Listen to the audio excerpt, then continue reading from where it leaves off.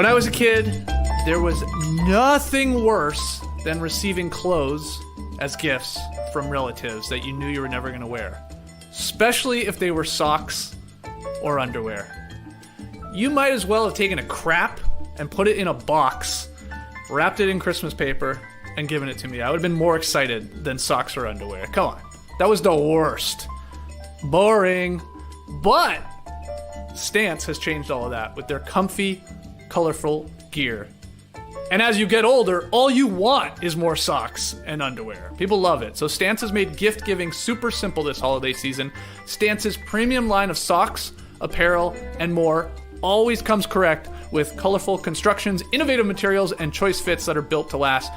You throw in an all-star curation of A-list collaborators too, and those lucky recipients on your holiday nice list, they've never had it so good. Check out Stance.com for all the latest, including several different subscription options that are sure to keep your friends and family feeling great all year round. Wow, that's amazing. Instead of just giving them socks or underwear from Stance, you can give them a subscription service to socks or underwear. Is it called a sock-scription? Oh, it should be. If it isn't, I'm not sure. Stance has a sock for everyone I know, and I'm not kidding. Look at this. They have a Harry Potter collaboration. Okay, that'll be going to my wife Nora. She loves Harry Potter. The Goonies collaboration. My buddy Dub, big Goonies fan. Star Wars. JD, what size are you? You're getting some Star Wars socks. I'm big. You're big. Okay. Huge socks. Major League Baseball. I think we're looking at maybe a Tassie. Maybe a Trey if there's some Brave socks there. Maybe a buddy Joel could use some socks. Do they wear socks in Taiwan? I think so. It's hot a lot of the time though, isn't it? Marvel movies. Jason Concepcion, come on. Marvel? Our co-host of No Buffs. Marvel. NBA, could be any of you guys. Lee, especially you. You love all the teams, so I can't even get you one that you won't like. It just goes on and on and on. Stance has the perfect gift for every punk and poet on your list. Nice. Weird copy. Cool. Yeah. Cool. Go see for yourself. Is that a Alliteration. reference? Awesome. Is that a reference I'm not picking up on, JD? I mean, is that a line? Punk and poet on your list? I've never heard that. Me neither, but I like it. I like it. do a lot. like it. Some punks are poets as well, so I enjoy that. So go see for yourself. Just head over to stance.com and pick out some styles you think you might like. Enjoy the color and comfort of a life less ordinary with Stance.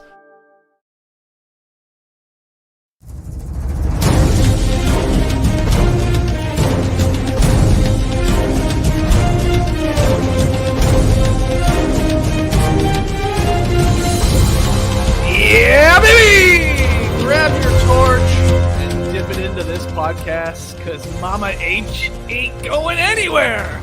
On today's No Buffs, we're recapping episode 9 of Survivor 41, aka the greatest show ever made. I'm J.E. Skeets with my fellow tribe members. We got the bearded one, Trey Kirby. Hey-o! Yo! We got No Dunk super producer JD. Hello. There he is. And last but not least, the only guy who loves a beef stew more than Xander. It's Jason Concepcion.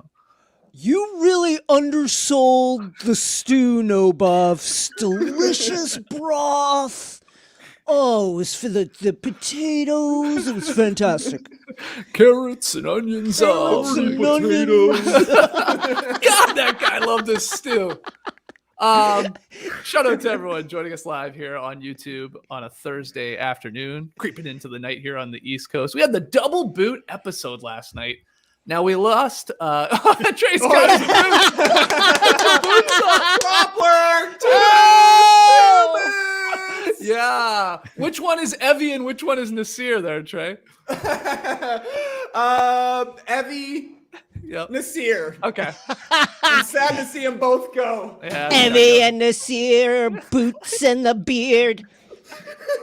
Okay, we are fired up here, man. I almost don't care if anybody watches or listens to this show. I love this hour or an hour and a half every week, just jumping on and talking with you guys. I mean, we almost got to start recording the pre-show to the actual show because some hilarity goes down in those 10 minutes where we're just kicking it. Anyway, we are going to go through the episode scene by scene. That's what we do here on No Buffs. We will second guess all of their decisions.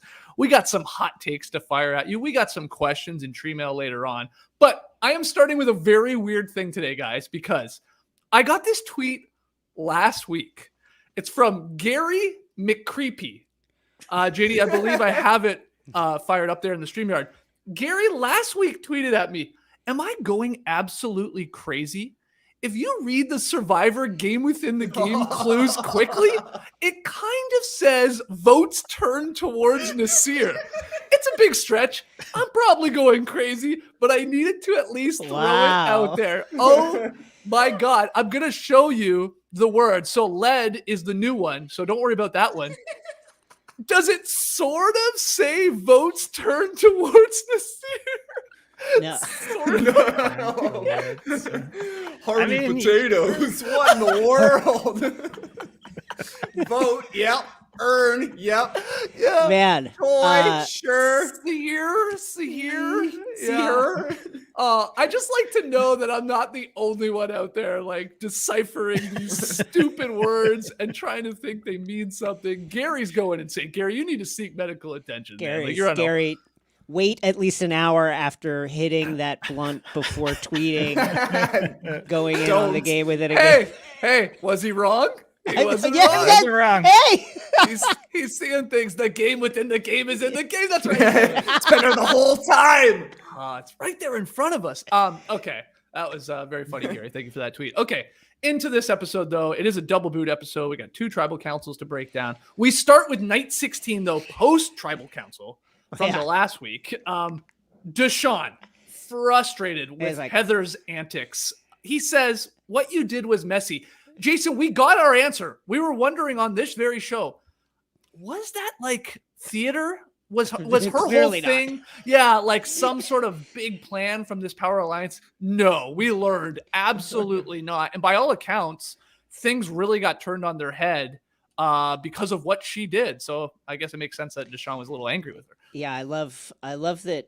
I love the way Deshawn is like, listen, Heather, I have love for you. I love you, but I need like 5 minutes without you in my presence right now to process whatever it was that just happened. Because of this, I ended up having an argument with Shan. Yep. I don't know. The entire alliance is in flux right now, and then you didn't even vote for the person that you want to vote for. I don't know what's happening. Right. Yeah. I mean, it is wild, JD. I don't know if you've seen sort of the follow-up after that post-tribal council. That it was going to be like a split. Like, hey, let's flush the idol from Xander. Like, we got the numbers. Let's do that. And that was going to be the plan. And then Heather gets up and starts whispering and everyone's now like, what? And then you got the whole Shan and Deshawn thing. Yeah, it's, it just shows you someone does that. It really can freak people out. And suddenly they're scrambling and like anybody but me. And you're just like, okay, the last person to whisper in my ear, I guess we'll go with that. Yeah, my favorite quote from that episode, from last night's episode from Heather was, last night I got caught trying to scramble.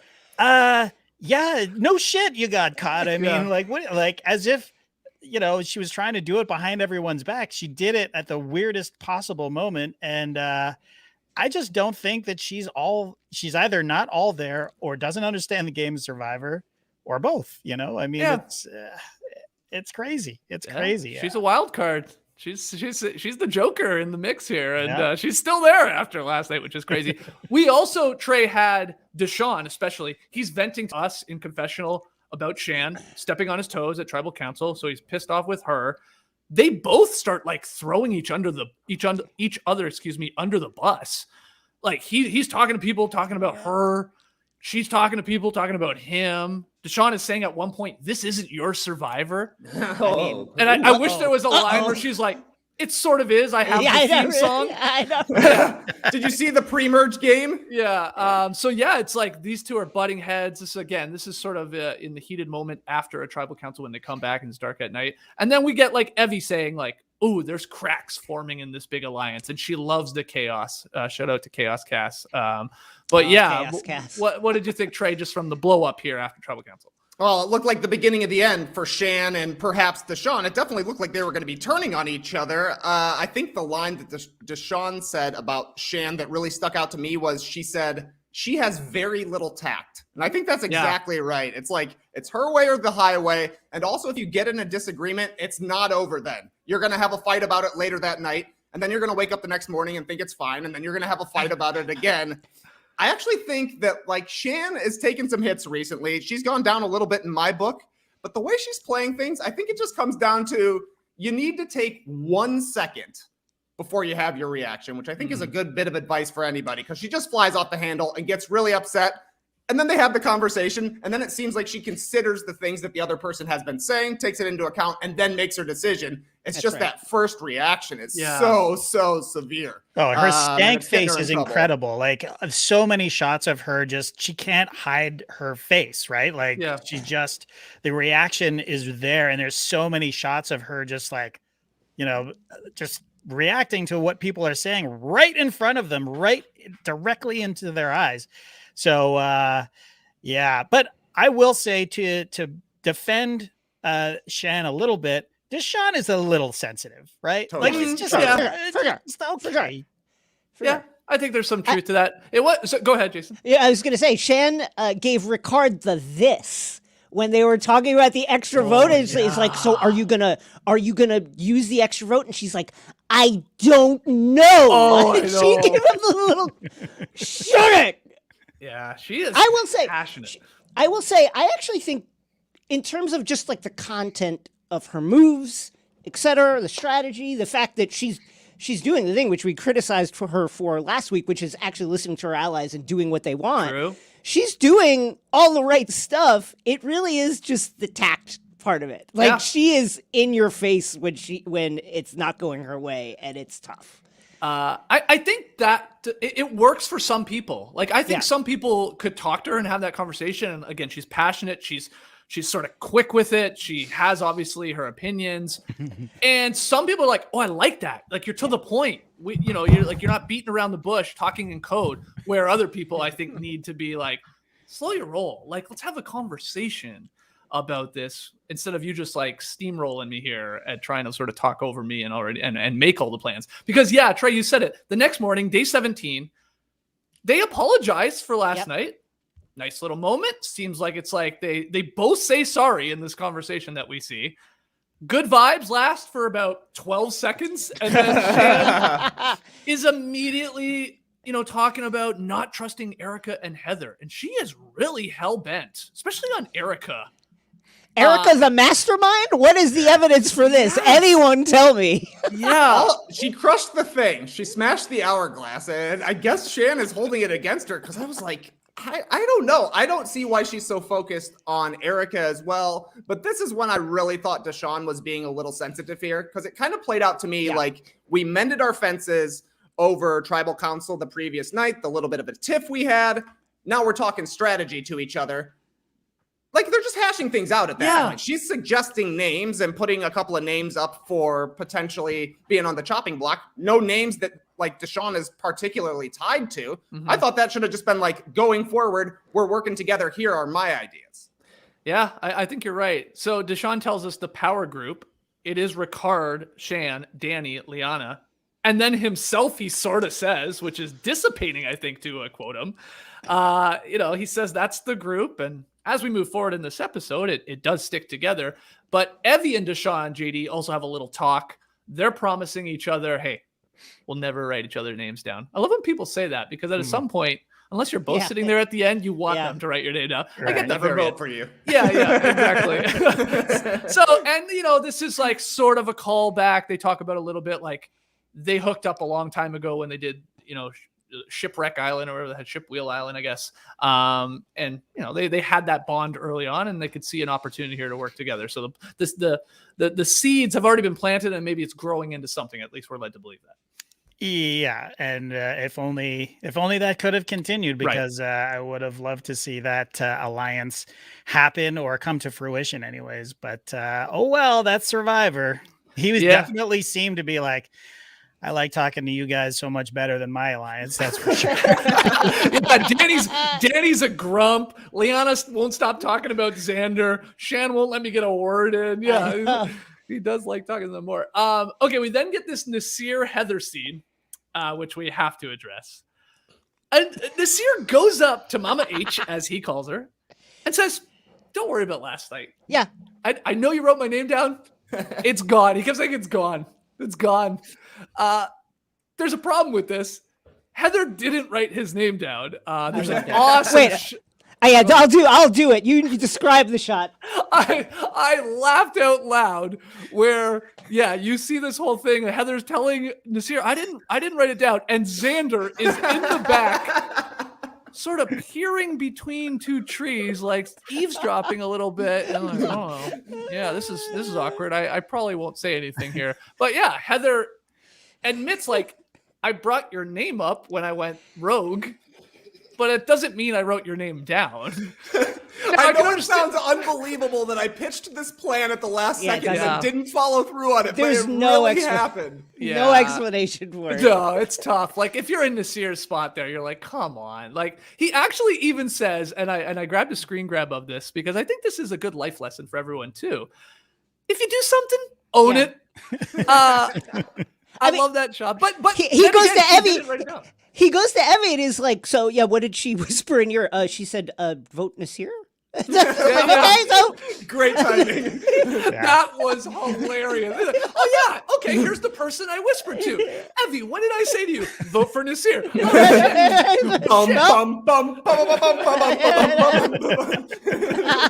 was so good. That was so good. They were also giving, like, anytime Heather would have a confessional to the camera during this scene, unlike the Shan thumb where you're getting a little bit of evil music that she's providing. Yep. You could hear Heather getting the dum-dum music in the background, like dun, dun, dun, dun, dun, dun, as she's trying to explain it, because you got caught so bad. Even though, like, you got caught so bad that when you got caught, the people who caught you couldn't believe it, right? Like, Naseer probably had to wait until he saw last week's episode, when we all did, to actually believe Heather that she didn't write his name down. I know. Yeah. I know. Yeah. Months later. Okay, here's what he should have done. I mean, hindsight 2020 after the end of last night's episode, he should have went, all right, how do you spell my name? She says it wrong because she's been throwing an IER at the end of this guy's name. I think she did that last night, if I have that right, in voting for him. Yeah, I think and you're she right. would have said that, and he was like, oh, damn, that's not what it said. Oh, okay, I guess it wasn't you. All right, who knows how to spell my name here? Xander's in the back, like, sulking around. I don't know. Does it start with a J? I don't know. Yeah, hilarious scene there between the two. And you're right, dumb music on her explaining how it backfired, and she's got the what she did, like this big, like, ooh, like to illustrate a target on her back. She's killing it. I'm loving Heather now. Oh, so good. Okay, so then we get a quick little Ricard backstory. I love this. We learn that he's fully deaf in his right ear, and that he reads lips. And, you get this while they're all eating. I thought there was a really cool editing job, JD, where they're like, putting us as the viewer, like, sort of in his shoes, in his ear. It's all sort of like muffled, and we're getting like these close-ups of people talking and him sort of just watching. I thought that was really well done. But he says too, like, I'm killing it. I'm thriving out here. Like, this is like, I'm reading everybody's body language. I'm reading lips. And then he says, quote, maybe I can be the first hard of hearing winner. I was getting very concerned with this scene because I was like, oh boy, Ricard's getting, like, this is a nice feel-good moment. Sort of been all season long. We've talked about it. Sort of cast at first as the villain, which, like, spun nicely with the mastermind. Like, he's never really all that cheerful. And I was like, oh, now we're getting like this is pretty amazing. Like, you're rooting for him when you're learning this. I was like, this can't be good for him. But of course, he's still there. But what did you think of the whole thing, JD? Well, I mean, I was sitting next to my evil wife, who was like, he reads lips and he can also hear out of one ear, right? So, like, when we go into the garbled edit, the sound edit, it's just like, okay, that's how he can hear out of one of his ears, right? But, the other one, and if anything, it's a bit of an advantage because he can read lips from far away and he can read body language, and we already know that he's super, super good at reading people. But having said that, obviously it is a disadvantage to not be able to hear out of one ear. I mean, I would hate that for me, especially on my job, and especially in his job too. I can't imagine being a flight attendant only being able to hear out of one ear while everyone's wearing a goddamn mask. Like, Oh my Yeah. god, that must be pure hell. So I hope he wins, and then he won't have to do that job anymore. He's looking pretty good after last night. Oh my god! yeah. If he survives next week, I'm He's in a saying great it now. position. He's winning. He's in a winning. great position. Wow. Great.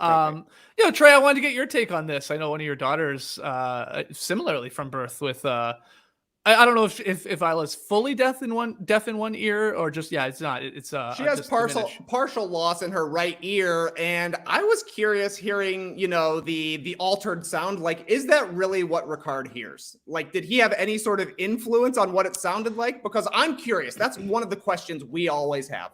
We'll never know what stuff sounds like for Isla when people are talking. And I know in a situation where there are a ton of people, it's impossible to hear, and it can be really overwhelming. And, out on an island where you're not eating and not sleeping, it's got to be super stressful.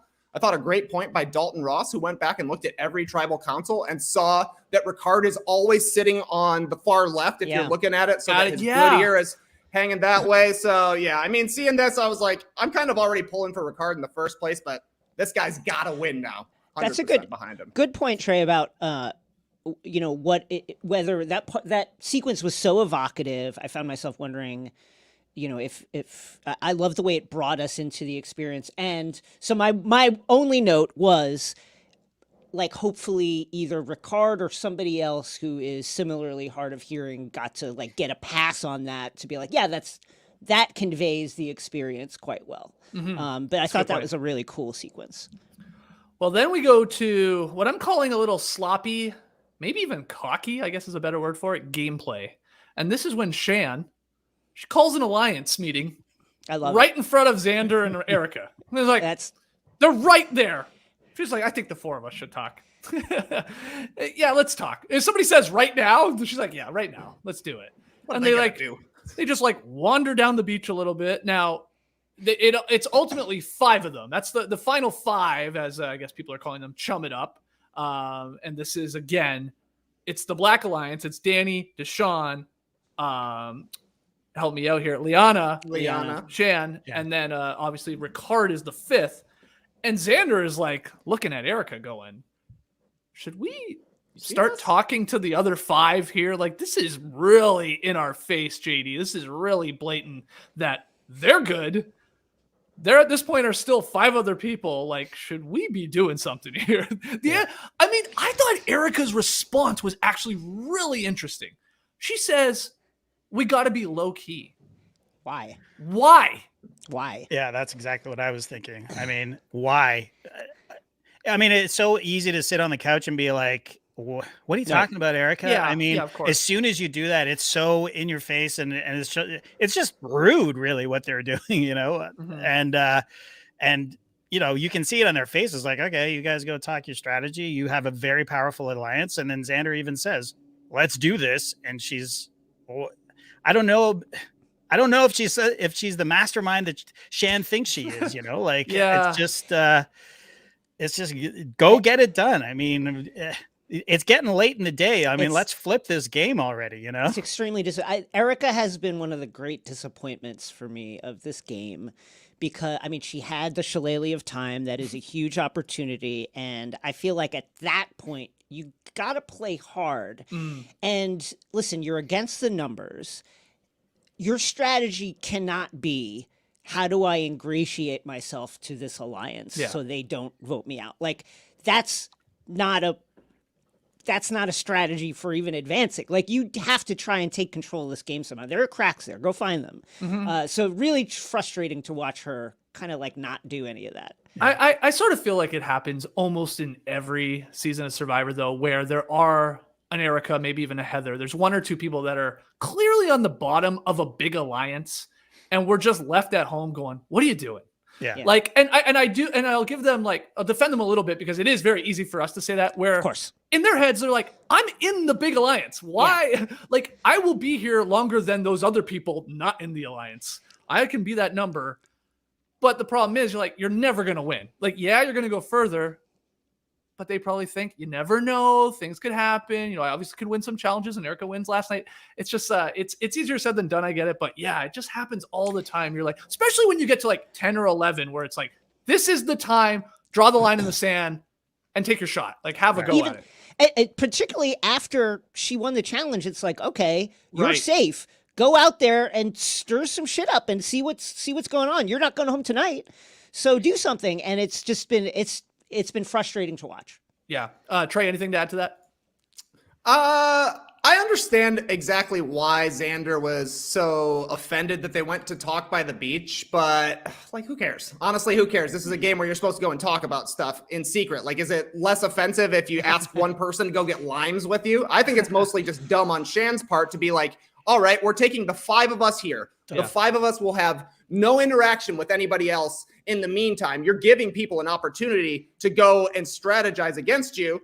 They just didn't take it. So that was more the concern for me. It's like, who cares if they're talking strategy? It's a good way to get people angry at you, I suppose. But Yeah. I don't know. I just isn't whatever. Xander really playing it up though to try and get Erica to like, come on, let's do something. Yeah. Like, look at this. Like, he's been very clear that he's on the outs. I mean, he keeps doing the whole bluffs with his idol and stuff like that. But yeah, he's trying to tell her, like, look, they didn't even invite you over there. Like, you're not one of the cool kids. You're not sitting at their table.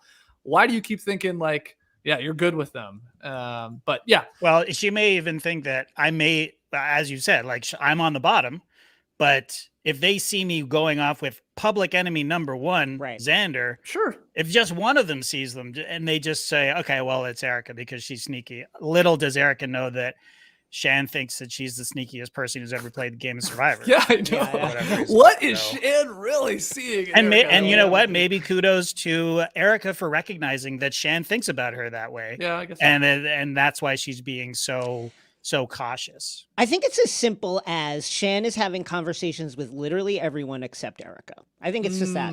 You know, she's spoken and engaged with everyone, even people that she's trying to get out. Yep. And I think it's just that clear cut. Erica doesn't talk to her, and so therefore Erica's a mastermind. Yeah, that's possibly true.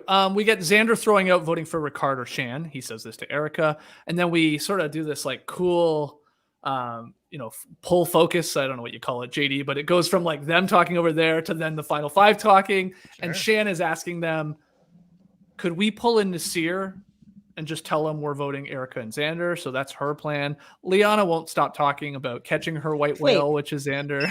Yeah, really? Does Liana want Xander out? I mean, are you serious? 3 times this episode, it comes I had no idea. It's crazy. It's crazy. What did he do? What did he do? Like, there must be something. Have you seen his face? Look at that face. That's thank you for saying that, JD. Because I feel like it's like who has had this kind of like laser focus on one person? It's like Jeff Kent and Penner, kind of. Okay, yeah, sure. Chris Noble and Dom. Right. Stephen Fishback and Joey Amazing. Yeah. Stephen Fishback and Joey Amazing. Yep. But this I think takes the cake because it's from like day 1, minute 1 out, and Jeremy and Ben a little bit in season 40. Right. But like I've never seen anything like this. Yeah. She wants it. She's tired of this guy. Yeah. She's just like, kiss already. Oh, she's got a crush on him. Ooh, that's awesome. A good theory, Trey. I like that theory. Hey, who knows? A lot of passion there, it seems like. It really is. Well, I don't know who's more obsessed. Is it Liana trying to get Xander out or Shan trying to get Erica out? It's Liana. I mean, it's from day 1. I just want to also put maybe this is giving Ed, but the hardest I've laughed in a while is Liana being like, "Let me hold your idol." Oh, so give me your idol. So it's like, come on, are you kidding me right now? I mean, like, kudos, give it a go, but put try a little it, more effort in than just asking a guy that you've made it pretty clear you want to get voted out. Like, and she just slips it into conversation. And he's like, you know what we could do? He's like, you give me your idol. That would make me feel comfortable. I would feel super secure if you gave me your idol so I could vote you out. I'm just saying, it'd be very helpful to me.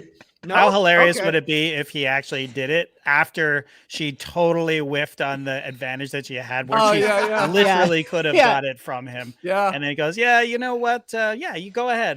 Take You it. hold Take it. it. You hold As it. long as you feel safely at it. That's the only thing that matters. Yeah, that was strange. That is a little bit later. Okay, let's get to the immunity reward challenge.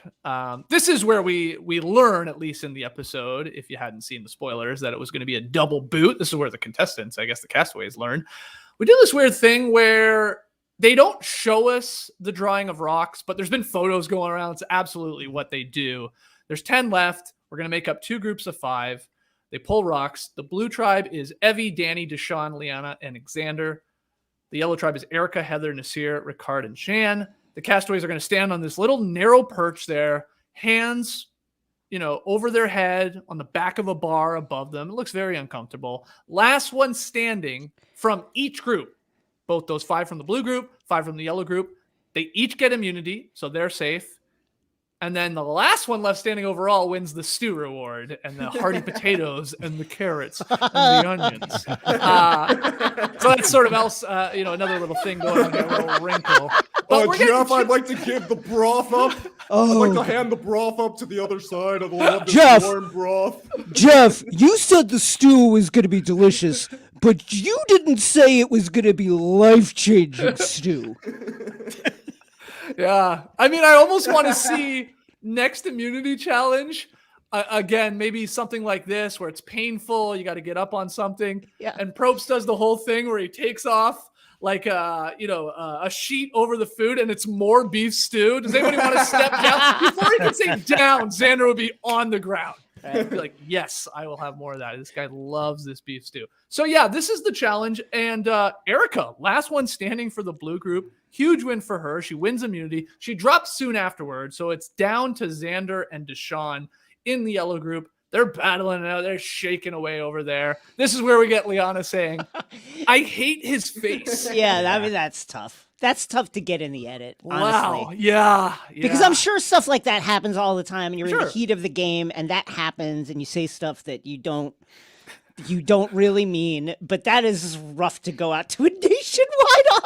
And I hate this kid's face. I would add to that, it's almost like next level psychotic because she's not really saying it to anybody. Yeah, You know it's what just I'm saying? like out. She's just like mumbling. It's like, I hate his face. God, I hate his face. Like, he's not talking to anybody. It's very strange. I think we've all been there. We've all been we've there all in been our there. lives. Yeah, you yeah. know, I mean, you had some arch nemesis that you just can't stand looking at them, and they're trying to take $1 million from you. So, I hate his face. Wow, JD, if I ever get on Survivor, they should also cast Mike Bibby. Oh, yeah. God. Can you imagine? I would do anything. As long as I beat him, as long as I lasted one day longer than Mike Bibby, that's a win. You got to put your number one nemesis on your application, and they bring it. It's like instead of blood versus water, it's like ultimate enemies or something like that. We pick the one person you hate. New York Knicks legend Michael Bibby. Oh my goodness, that's a great angle for a series, a Survivor year though. Okay, so then we get so Xander wins. He holds on. I laughed out loud at them trying to hug. Let's just go chest to chest here. That's all we're doing. That's all we got. And then it gets even funnier. I shouldn't be laughing at their pain, but it did look pretty silly. Naseer, he's trying to clap. He's like, I can't even clap. He says to nobody, my right hand doesn't work. So yeah, a painful. Jeff kept to ask him. He's like, fix your hand, Naseer. I can't feel it. He's I like, can't feel it. I can't feel it. Sorry, I can't feel it. Shouts to Christian Crucifixion Hubicki for standing up there for what was it, 5.5 hours? Something like that. Being like, Jeff, do you know what a crouton is?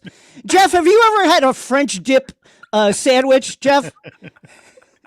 Jeff, have you ever taken an aqua dump? Be honest. Yeah, Jeff. Jeff. What are you doing? Jeff, do you like brownies? Okay, but I haven't heard Christian talk about it.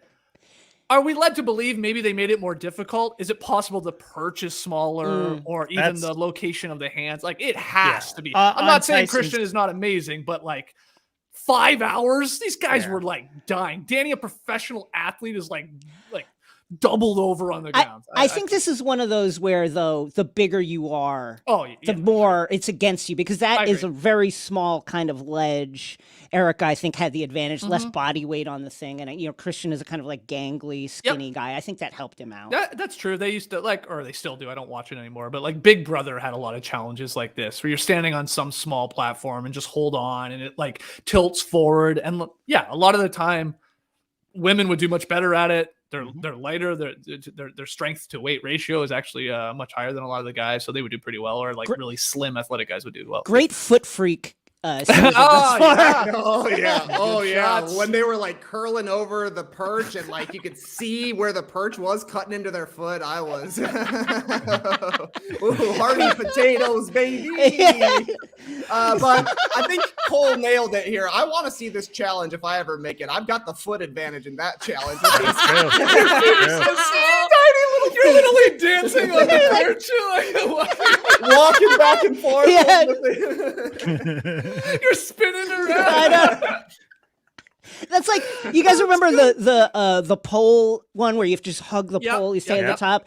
When Parv was like, I forget what season it was, but Parv was like hanging off with like one hand and one leg and was just like, hi, I'm just chilling. That would be Trey on this, on the crucifix with little feet on the ledge. I hope we can get as good of a moment as Jeff had. Once they finally dropped down to just Xander and Deshawn being there, Jeff had to get up close. He was pulling his Xander, hands on the knees, staring him down. I love that. You touching, buddy? Let's see those feet. Jeff loves to try and figure out like who's shaking, who's ready to go. This is why you come on Survivor, for moments like this. One tiny ledge digging into your feet.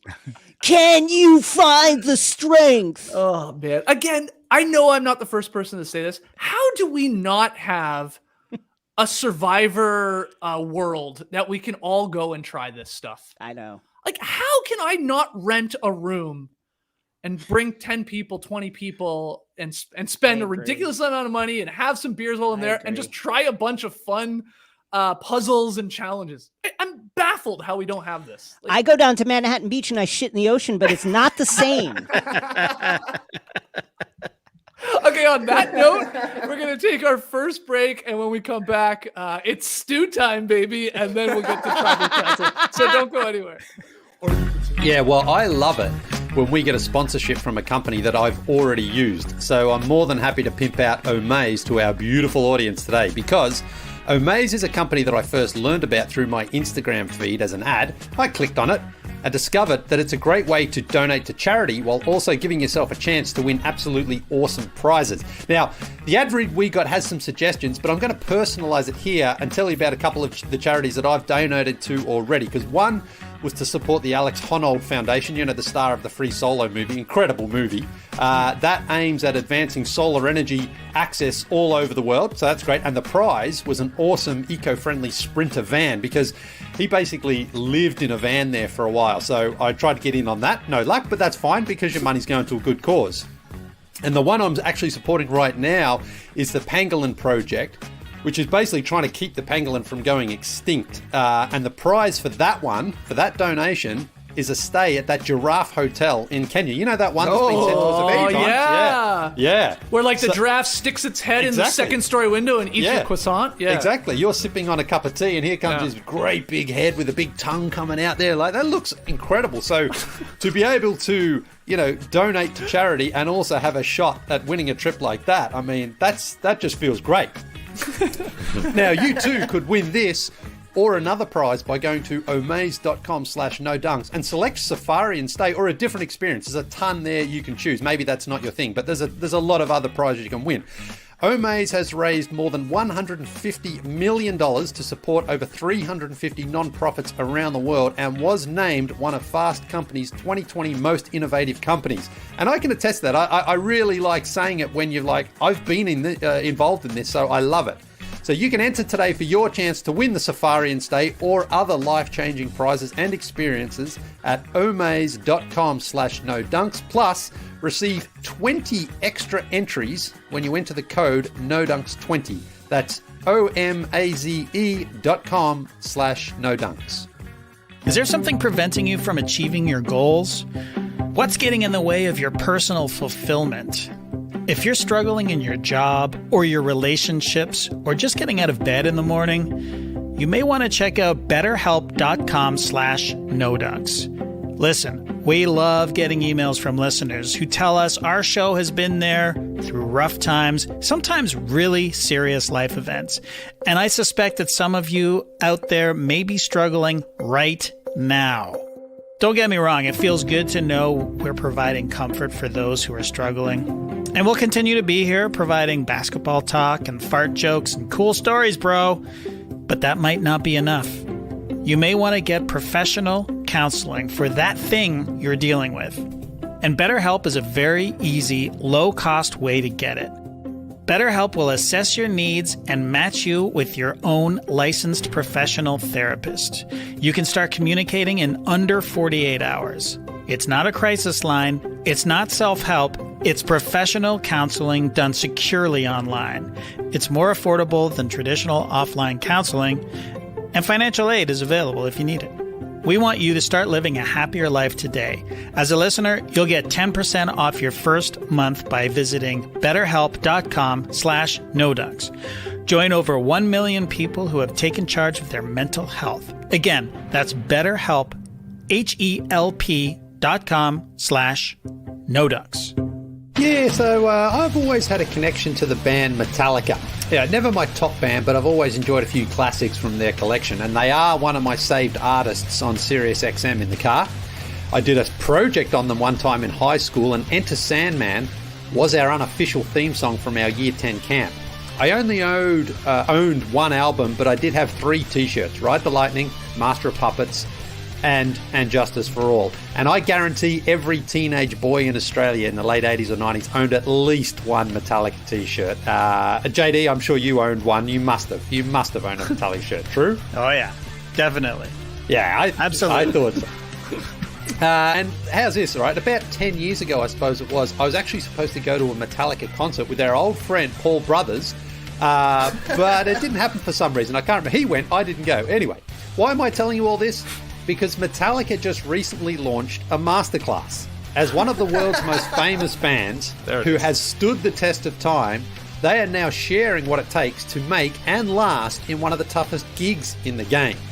Songwriting, performance techniques, and how to put together an album are all lessons that they cover, but so are such things as navigating egos and criticism, securing your band's future, and understanding your audience. See, I wasn't lying earlier in the show when I said I've got a masterclass ad read coming up. Here it is right now. And I do highly recommend the Metallica one, because like so many masterclass episodes, this isn't a binge watch type of thing where you just want to like plow through it as quickly as possible. Take your time, enjoy it, watch, rewatch, and rewatch again if necessary. It's really interesting to hear from James and Lars especially, because those guys have been there forever. My close personal friends. My James close and personal Lars. friends, yeah, James and Lars. I mean, those two are definitely the guys I think that most people associate firstly with Metallica. I mean, I certainly did. Anyway, this holiday, give one annual membership and get one free. Go to masterclass.com/nodunks today. That's masterclass.com/nodunks. Terms apply. Breaking down episode 9 of last night's Survivor episode. Take a second, hit the like button if you're joining us here in the live tribe, as we call you guys in the stream team. Thanks everybody that's subscribed to No Buffs here on YouTube or Apple or Spotify, wherever you listen to podcasts. We appreciate it. And thanks for the kind comments too. Okay, let's get to the hearty potatoes portion of the podcast here. Okay, so what happens here in the episode is like we go back That to the hot tea camps. there, buddy? Tommy, sorry. There's something so funny about the hearty potatoes. So in the episode, we're going to like bounce back and forth between the two tribes, plotting and scheming before they head to tribal council. So just for the sake of us going through this, we will stick with one tribe, go through it all, and then get a tribal council, and then we'll stick with the other tribe and go through it all and get a tribal council. So it is stew time. Xander did you guys see this? Like, he has tears in his eyes. He's crying. Talking to Danny about the stew. Like, he is crying. He needs this and is so excited for this. He lets a killer burp go during a confessional. Pretty gross burp, if I'm being honest. Like, I've said this before on No Dunks. I prefer a fart to a burp any day of the week. Like, you drop a fart, I'm laughing, I'm giggling. Burps are definitely grosser to me, and More intimate. It's just more intimate. Yeah. What, the burp? Yeah, I think so. Yeah, too intimate. Exactly. Yeah, you can actually smell the food. You smell those producers smelt that stew, that beef and chicken. Are you getting that, guys? Are you getting the? Are you getting the rich broth and the hearty potatoes? So they're loving this. They're enjoying this, and we get Evie. She is talking about how optimistic she is she can survive another tribal council. That's in there. Deshawn asked Danny, what are you thinking? Okay, I'm mixing this up, I just realized already, because Evie wasn't on the team that had the beef stew. But you guys are following here. It does get a little convoluted. Yeah. So, Evie is optimistic. Let's just go to this. Deshawn asked Danny, what are you thinking? Which was really funny because in Danny's mind, there's only one answer. Yeah, we're done. Aren't we done? We're not done. What do you mean? I'm voting Evie, is what he says, and Danny tells us it's simple. 3 votes on Evie. He doesn't seem all that concerned about Xander's idol. I have this right, by the way. You know what happened? I was mixing up Erica and Evie. That's what I was doing in my head. But this is all right. Yeah, okay, we're good. Yeah, everybody's had some stew. Everybody's burping away. I'm a little discombobulated here. So that's what sort of he's thinking. Danny's like, Deshawn, why are you even sort of bringing this up? Yeah, it was like, I'm on break, man. What are you doing? Like, he's like lying down after all the stew he ate too, and he's like, he sort of looks up, like, what do you mean? What are we thinking? What am I thinking? There's 1 vote here. That's what we're doing. That's red flag a little bit, I think. Totally. Oh my God. Like, you can't even discuss, like, just throwing it out there. All he asked was, what are you thinking, man? Like, what are you thinking? I mean, so hold on. Also, you're actually taking Deshawn's side of this? Yeah. But Danny's 100%. Like, what do you mean? Why do I need to be thinking? I mean, I just think, like, we're here playing Survivor, are we not? Like, exactly. Danny is like, I got it, set it, forget it. Now I'm going to take a nap face down on the shelter and never wipe the sand off my face when I wake up. That's how tired I am all the time. Yeah. Like, it's like, are we playing? Or are we not playing? Right. That's what we're here to do, right? Talk about. But guys, I mean, especially with this season where it's rapid fire every second night as a tribal council, you're basically talking 24/7 about who you're getting rid of. In Danny's mind, especially with this weird split, the rock draw, and then them winning and him having the numbers on his side. He's like, well, I don't want to think for 5 hours. Let me enjoy the stew. Let me digest it. But just to push back on that, I mean, they're almost in the identical situation that the other tribe is in, because we have a guy that has an idol who could play it for Evie, and that means that one of them is going home. So, hey, Danny, what do you think? What are we thinking here? Because we need to have a contingency, and if it's not going to be Evie and it's not going to be Xander, then you and me, we want to be safe, right? So that means Liana. I mean, that's what I'm taking. Yeah, you know what I would add to that though? I feel like Danny feels like he has a better relationship with Xander than Deshawn has with Xander. So fair. Danny is probably going, I talked to him. Yeah. The kid's not playing it for her. So don't worry about her. And she doesn't have anything. 3 votes, done. That's my gut, where you're right. Deshawn's like, I don't know what he's going to do. He's bluffed about doing it before. Why wouldn't he bluff about doing it again? Mm-hmm. And, I mean, the real question is, Trey, I know we're definitely jumping to the end here. Should he have?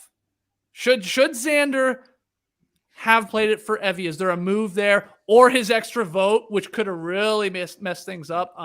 But instead, he elected to be like, hey, I live to see another day. What do you think, Trey? See, I think that Danny had a pretty good read on the situation, realizing that Xander and Evie are only close by circumstance. Like, Xander had a chance to save Evie with the idol twice already and hasn't done it. So why would he do it a third time? I think is probably what Danny's thinking. Not to mention, Danny's through line has been staying loyal to his alliance, which he wants to continue to do. And he's also wanted to get women out. So I think he was kind of sticking to his guns completely. And also, he seems a lot more secure in the Final 5 alliance and more committed to it than Deshawn does as well. I also don't think Xander should have played his thing for Evie, either his vote or his idol for her, because Yeah, I agree. he's still on the bottom. Like, even if it works, anytime that this would have worked, even after they pulled the move with Tiffany, still on the bottom. So I'm like, it would take him another day.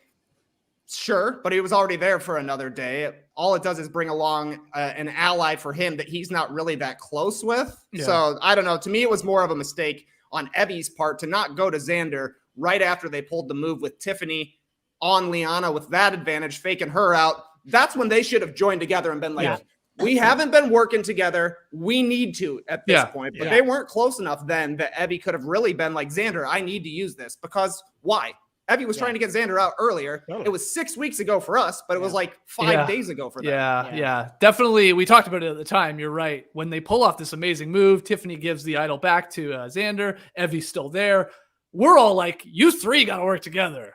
Go. And instead they did the opposite of like, they started pushing each other in front of each other saying, yeah, no, I'm a free agent. No, I'm not with them. You know, any of them, but not me. You know, I'm good, guys. And that's what happened, which is maybe unfortunate, maybe not. I think I'm with you, Trey. And it sounded like everybody was agreeing. You guys were like chiming in there. If I'm Xander, I'm not playing that for her last night. Absolutely not. You're getting so far in this game. You know there are cracks in the big alliance. You still got your idol. Now, the extra vote is interesting.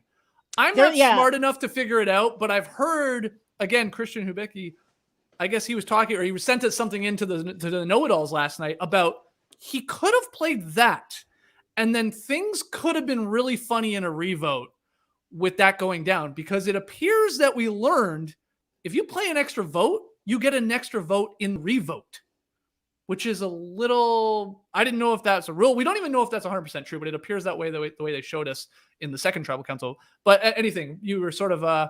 You thought there's something there, Jason. Maybe that's the play instead of the item. Maybe. Yeah, again, I'm like you. I'm not smart enough to game that all the way out. I do think, getting used to the pace of this season it's an adjustment. They're only 9 days from the end. Yeah. Absolutely no way in hell you give up your idol unless it's like do or die and you got to do it. Yeah. You keep that in your pocket for yourself. That said, and then his kind of broader strategy, which honestly I think is basically all he has, is just hang tight, stay protected, and hope that this alliance falls apart, and I can come in and make something happen from the pieces that are left at the bottom. Yep. I think it's a good strategy, and honestly, the one that he has. That said, I'm not so sure about it. I'm very confused about how the extra vote works from what they showed us. Yeah. Well, I'm sure we'll get that to the end. But I think all of which is to say, I think Xander did the right thing. You don't give it up now. And we need to give credit, probably, JD, to Deshawn. Yeah. Because it appears that Deshawn at least convinced them that, okay, I might be with you guys. Because Xander and Evie went to Deshawn and Danny. They made their case. Let's get rid of Liana. I thought it was a sound case. Mm-hmm. They're like, we know you're button heads with Shan. That's her minion. You think, forget about Ricard. She's going to do whatever Shan wants to. And I think they're reading that perfectly. And I think that is the case. So Deshawn seemingly has convinced them that, hey, I'm game with you guys. And of course, we learn at the end that he's not. I mean, he sticks with the Power Alliance. So kudos to him, I guess, for maybe getting Xander not to be worried enough to either play the idol, on her, or to play an extra vote or something like that. In his mind, he was like, hey, I got her. I got my vote. I got Evie. And then I got Deshawn. We're good. 100% felt like Evie was blindsided. Like, she reacted as though she had been completely duped. Yeah. And even I think that's what we got. Xander's reaction, I think, is as close as we're going to get to him reacting to like, okay, you got me. And he even was like, oh, you got me, guys, or whatever he said. Like, it was sort of his in his beef and potatoes voice. It was like, well, that was a good one, guys. But I think that he was just sort of, it seemed to me that he was caught off guard, and they ran around the horn, and they all said, I feel fairly comfortable. So that's always it. I mean, is that a poker face thing that you say? Probably, but it felt like a blindside from Evie's position anyways. Do we know they can still do the shot in the dark? Yeah, they can. Yeah, the So- sack I was think sitting so. there. Okay, it was sitting there. They Yeah, can we see did see a that. shot of that. You're right. Okay. Wow, man. But I don't think anyone wants to give up their vote, especially Yeah, in no, such I'm a not small, right now. a small. I think it just speaks again to them doing a great job of convincing Xander and Evie that, in fact, no, they're good. We got the votes. He's saying, I'm with you guys. I'm not with them anymore. I do wish that we had seen a little bit more of that, like of that convincing, because especially with the next tribal council where Shan, I was definitely at the time very confused as to why she used her extra vote. I'm Right, sure we'll get to that.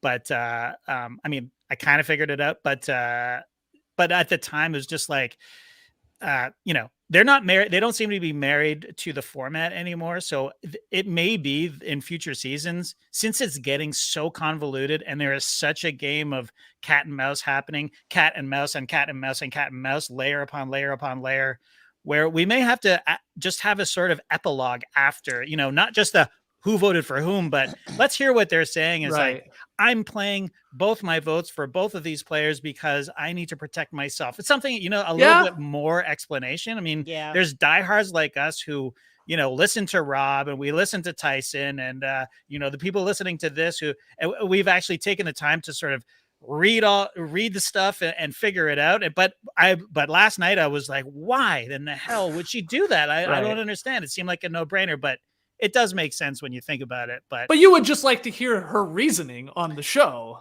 yeah, Yeah, I think, I Or mean, their reasoning, I guess, Ricard and hers. exactly. Or it would be nice to have, or just see exactly what I see everybody's cards going into tribal council, so we know what's happening, because otherwise it's just sort of like, well, that was a shock, and I don't understand really why that happened. But It was they want that. They want you to be like, what the hell just happened? They don't want you to know all the votes when Jeff Probst then reads the votes. Yeah, right? This is I get that. I'm also with you, though. I think there are parts or times in the show, and maybe it's just because it's too convoluted and they think it's boring or whatever, where you're just like, explain your thinking here. Like, hold my hand and walk me through it. Right. Why are you playing the extra vote? What's the move? What are you thinking? Even if you're wrong, talk it out. But yeah, these do get more and more difficult to count the numbers and the hypotheticals when we start adding advantage. And that's a part of it. So let's go then to the old Ewa camp, because they have to go back there. The losing tribe, I guess. Erica's safe. She's got immunity. But Shan, she ropes in Naseer. He's feeling damn good about himself. Naseer. The kiss of death. Yeah. Exactly. What I thought was going on with Ricard a little bit there when he was saying how great he was feeling early in the episode. Naseer's doing that later in the episode. He goes to Heather, Jason, and like apologizes to her that I'm she's sorry, going home. you're out tonight. I'm sorry. Yep. I'm sorry that it has to be you tonight. I'm so sad about it. And then Erica asked Naseer, well, would you play your idol for Heather? This was really similar to Liana asking Xander. And he's like, yeah, no way. I love the yeah first. Yeah, no way. I'm not I playing guess it the for fact anybody, that- including me. I guess the fact that like everybody knows the idols are out there and who has them has kind of like opened things up to not being tactful about it and not really having to have a strategy around it, right? Like Ricard sitting at tribal council being like, hey man, play your idol. Go up. Maybe you should play it. Just go ahead and play it, So I don't know. Maybe it's a little bit joking, there on the island and in their conversation. But when you pull out the little 15 seconds, it seems like a serious request. I don't know, but it is very weird. Even Jeff, when he's like, why does everybody know what everybody else has? I thought that was a hilarious line. We've been asking that since episode 1, but it's definitely had an effect. The fact that there are a lot of advantages, but also everybody knows what they are, I think is playing a part in this game. Yeah, it's definitely feels different, Jason, than a lot of prior seasons where there might be the odd idol or two that people know about, usually because it's been like brought out at a tribal council and flaunted, or like, hey, don't vote for me and that type of thing. But everybody knowing where everything lays is strange. It is strange, and it's it's exacerbated some kind of weird gameplay. So when Erica was like, would you play the idol for Heather? I thought to myself, here's a thing that I think people shouldn't do. which is you're negotiating from a position of weakness and bringing no leverage, nothing to the table, and you're making a big ask. Like, you can't. That's a relationship that should have been managed way before this. This is kind of like, this is like an aside, but like, it's like LinkedIn. You need LinkedIn. The time to be using LinkedIn and to be active on LinkedIn is when you have a job and you're comfortable. Because you don't want to get there and be like, oh, fuck, now I got to see what's out there for me when you don't have a job. You got to do it when you're good. And that is a mistake that Erica and others on this season are making. It's like, you have nothing, you're at the bottom, you have no advantages, and now you're like, will somebody give me an idol? No. Like, what do you have? Like, what do you have? Where is the trust that's been established? What else is there? Like, that was a really tough moment to watch. Yeah. Ricard later on, once we go back to them, still sort of talking about what they're going to do. Ricard, like a lot of us, he can't figure out why Heather has this like target on her back. Why the hell does everybody want to get rid of Heather? He doesn't see it. So he goes to Erica and Heather, and he pitches the blindside of Naseer. He says that this is what we should do. You know, we should take it. I love this thinking. He's like, we got to take advantage of being in these small tribes right now. We were 10. I think you could argue and make a great case that if they had stayed together last night in the episode, that Evie and Naseer are still there at the end of it all. And, you know, by the luck of the draw and just being put into smaller groups, they're both gone. So Ricard then tells Shan, hey, I talked to them. Erica and Heather are voting Naseer. And then he does say, this is where it comes up. He tells her, JD, we got to use the extra vote on Naseer too. Or we got to use the extra vote, I really should say. And people are very confused because ultimately what happens, it's like you're doing the numbers and you're like, well, why? Why do you need to? If you're telling those two to vote Naseer and you're telling Naseer to vote, let's say, Heather, then you guys, wherever you want to go, I say guys as in Shan and Ricard, I mean, you're fine. The numbers are always going to come out in your favor. Right. What I think, and maybe you have a good grasp of it now too, JD, after doing some homework, is, well, what if Naseer plays his idol, of course? Right. And then what if one of them is lying and does something else? Or together, they suddenly say, screw it, vote Ricard. Yeah. So they're just like, adding an extra vote will get enough numbers to cover our bases there. So it is really a smart play, I think. Like, it's a next level thinking, like thinking of the worst case scenario, even if it's pretty far-fetched, which is what people are like, oh, well, that was wasted. But they were thinking, we got to think of the worst possible scenario here, and they covered their ass, I thought. So, yeah, I mean, as Rick Devens tweeted last night, Shan and Ricard are playing chess. Everyone else is playing checkers, but they're playing chess. So that's just it protected them. It was a just in case kind of move. And you know, what is an extra vote anyways? Nobody uses them correctly anyways. I mean, they never seem to work out, but I would argue that it could have saved their asses if anybody had flipped, really. So, you know, it seems like a waste. You know, when you're watching at home and you're going, well, everyone's voting for Naseer anyways, but so what's the point of this? But it's, as you say, it's next level thinking, and it's why Ricard is going to win this game of Survivor. Oh, man. And she did it the right way, too, because when it seemed as if she maybe would use it for Heather, I was about to like jump out of the airplane. That's like nuking a cockroach. Like, you can get Heather out. Don't use your extra. Yeah. So using it in that way, even though it was confusing, and we'll unpack that, I thought it was smart. Yeah. The Ricard and Shan like squabble again about it was great. I couldn't believe it. You already brought it up, Jason, like him saying, okay, it looks like he got through to her that we should use it. You should use it. And he says, well, I'll take it. I'll do it. And she's, oh my goodness. Like, she shut that shit down. She's like, I'll do it. It's mine. Will you? Yeah, Will you? Yeah, it was. I don't know. Oh, so good. I was like, who? Great, you're going to use it, but who are you going to use it for? And I guess he found out that night at Tribal Council. Wow, no way. They Yeah. had sat down, I think, and mapped out all the different scenarios. Like he's of course really good at this. I think she knows that he's good at it and listens to it. And Right. a part of her though is like, I'm not gonna let you do it, thinking if this turns into a big Survivor move, a legendary move, you as sure as hell ain't getting credit for actually playing it. I am, but even if it was him coming up with it. But I think that's also smart from Ricard playing into her ego, because now she lost an ally that would have been totally loyal to her and Naseer, who I think they should have gone for. But that's a bigger loss for Shan than it is for Ricard. Yep. She did play the advantage, the extra vote, but guess what? You played your extra vote, and everybody's going to give Ricard the credit for it anyway. So I thought that was just some brilliant stuff from him. They definitely could have gotten Naseer without doing it. But I thought it was smart for him to get that thing in play. They've been fighting about it for weeks, and I think it's a smart move. So I don't know. I thought that was just great stuff from Ricard to figure out the math of it and then to actually pull it off and make it look like you're not the one really directing things out there. Yeah, I also thought it was all going to blow up in their faces when Shan, it felt like right before Tribal Council, like they're heading there, she goes to Heather and Erica. She's obviously talked to Ricard about this plan. Like, we're going to blindside Naseer. She goes, I just want to make sure it won't turn on me and Ricard. Heather right away goes, it might. Don't say that. And then she like tries to like catch herself. She's like, well, not you. Not you. Right. I mean, what are you saying?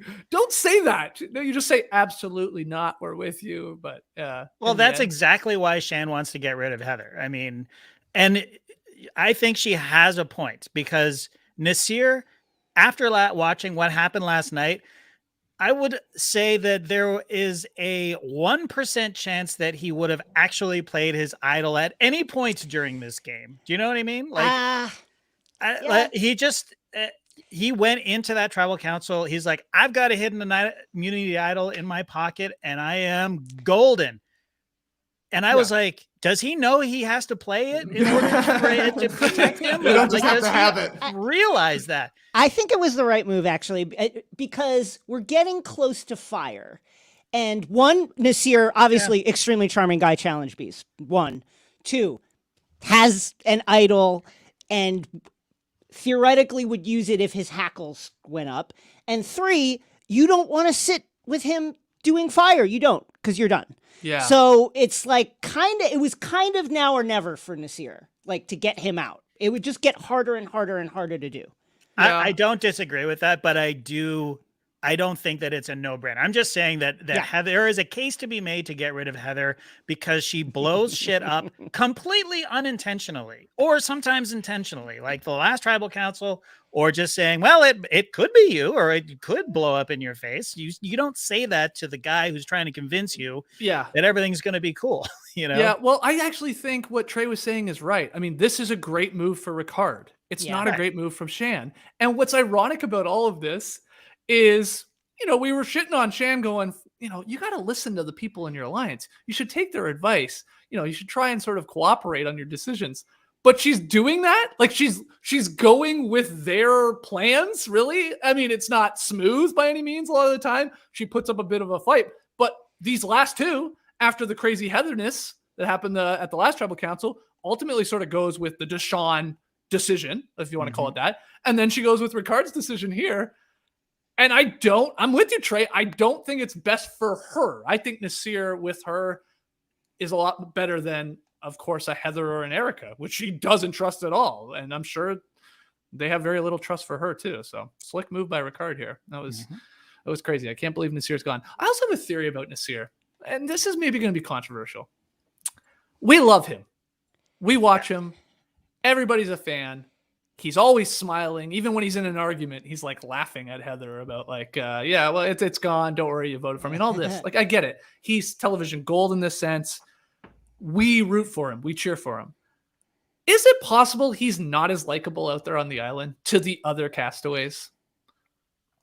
Sydney hated him.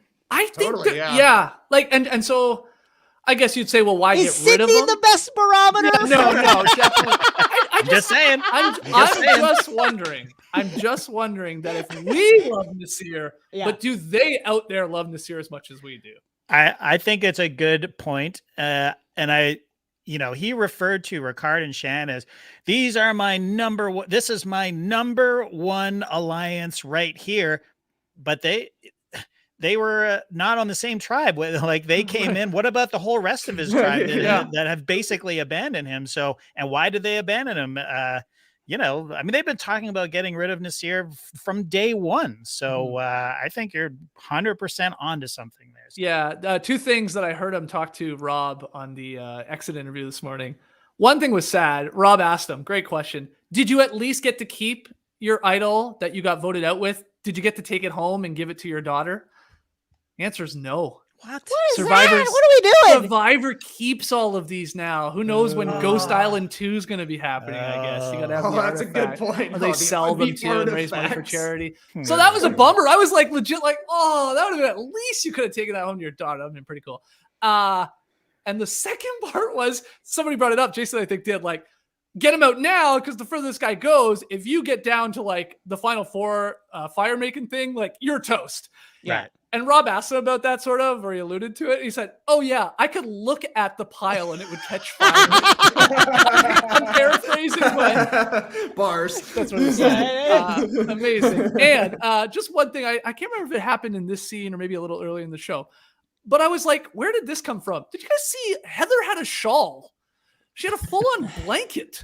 I don't understand where she I really think she has walked over from the White Lotus Resort and is unsure like what program she is on. I was just like, where are these new clothing items keep coming from? That looks brand new. She's like, can I get my shawl or I'm going to use this? It's cold enough. Anyway, made me laugh. Okay, so we are at Tribal Councils here.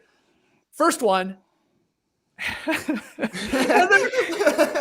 What a first line you have written here in the notes. I have written down Heather hoping that an idol will just fall out of the sky. It was awesome. It was very funny. Then they did a slick editing move, because I'm sure it didn't happen in this sequence.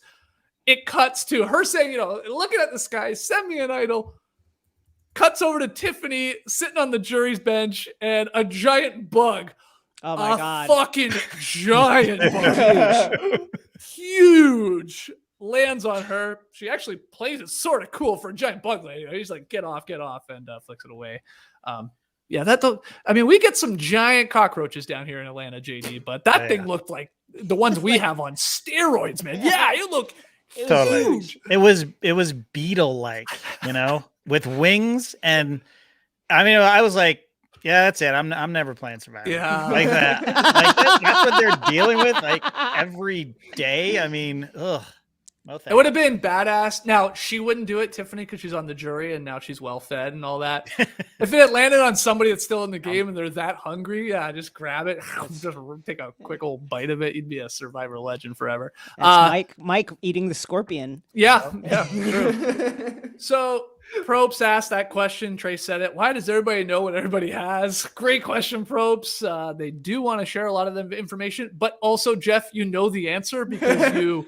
They're like, you made us say that crazy stuff, remember? Yeah. It's sort of on you. Right. Naseer talks about Heather leaving, and this was fascinating. Heather starts crying. Great acting job. Maybe just actually caught up in the emotion of like him talking about her being a mother. I'm sure that was going on. Like, yeah, Jason, what was happening? Great speech. Here? Well, no tears. Let's be clear about it. Okay, there were no actual tears, but choked up. The speech was really touching. Like that was. We were debating. My girlfriend and I were debating it. Like, would you buy this? Like, if you're Naseer, would your spidey sense go up? And I gotta tell you, like, I would 100% buy it. Like, that felt very sincere and heartfelt from her when she was like, I can't wait for my kids to see this. That was like, man, that. You kind of like, it is great to like zoom out, they're in this heated combat trying to stay in this game, people scheming against them every second. But also like, it's cool in that moment to like zoom out and go, this is going to be on the air. People are going to see this. This is going to be so fun. I wanted to do this for so long. Like that really was nice. That was a nice moment. Yeah. She had laid the groundwork. It felt like all day, Trey, like on the island, like the whole, like playing up, I'm gone. I'm going. Like, hey, I've had a blast. I got to day 17. Like, she was doing a great job. Like, Naseer had no clue that he was going to be blindsided. Like, he was like, she's going, Zero. she knows it. See you later, Mama H. Yeah. I would have gotten blindsided. I was sold so hard on Heather's performance at Final Tribal Council or at Tribal Council that I was looking up her IMDb page to see if she had like any credits as a character actor. She's in the White Lotus, I guess. Yeah. I was 100% sold. I was like, wow, this is Heather's big move. This is when she really takes that step to really take in charge here. I'm sure she's drawing on experience the way, the best actors do. But it was convincing. So I'm not surprised that the blindside went off. Yeah. So we get the tied vote. 3 votes on Heather, 3 votes on Naseer. And he's like, oh, uh-oh. I mean, there's a shot where you realize that he figures out Yep. that he's going home, even in the revote here. Like, he's like doing the numbers. Like, that doesn't make any sense. That's not what I was told. So we get the revote. And then Shan, Ricard, and Erica, they're the only 3 that can vote for Heather or Naseer. Those are their only 2 options. That's how it works. And we see on the show, JD, 3 votes. Mm-hmm. And that is why people think that you do get the extra vote. Right. Because otherwise, if it is only 3 votes, why are they ever showing us all 3? They would say, well, there's the second one. Sorry, Naseer, you've been voted out here in the revote. But people think that, again, if you use the extra vote, you get to use it in a revote. But why would you need to? I mean, I guess I did think you there's just no have reason it. not to. Yeah, Yeah. you have it, Yeah. so you might as well. Gotcha. Yeah, exactly. Like, you're Sure. not going to keep it by any means. Right. But people think, again, they would never show us the 3 votes. It doesn't Right. doesn't Because make any sense. usually they Yeah. get the 2 and then be like You're gone. whatever person voted out of Survivor is this year. But that was weird. Still unconfirmed though. I hope they Yeah, it is. clear this up somehow, like how Yeah. that worked.